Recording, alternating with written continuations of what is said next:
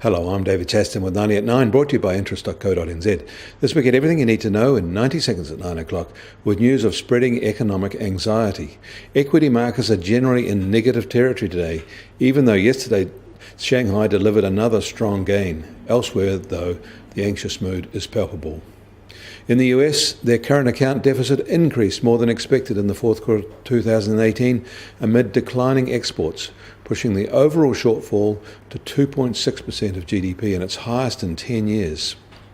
Most of that current account deterioration was because of poor export growth and rising imports, but the data for January 2019 shows exports picking up for the US faster than the rise in imports. Services trade is unchanged from the same month a year ago. Canada also reported a narrowing of their trade deficit in January, more based on stronger prices for oil exports.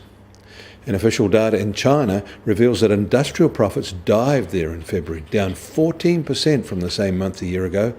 Actually, state-owned enterprise profits were hardest hit, down 24% on the same basis. These are the steepest drops on record. And Japan is set to raise its GST to 10%. In Europe, ECB boss Mario Draghi said they are starting to worry about the adverse effects of negative interest rates, a controversial policy tool that was introduced 5 years ago to encourage European banks to lend. In Turkey, a crackdown on short selling has seen a sudden withdrawal of liquidity. Short-term interest rates there shot up to over 1,200% for overnight funding. In Australia, regulator zeal to claim scalps in the banking industry has lenders fearful.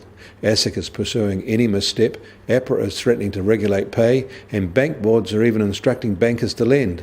But simple fear of being an unwitting scalp for something missed that creates an issue in the future is building a growing credit crunch there.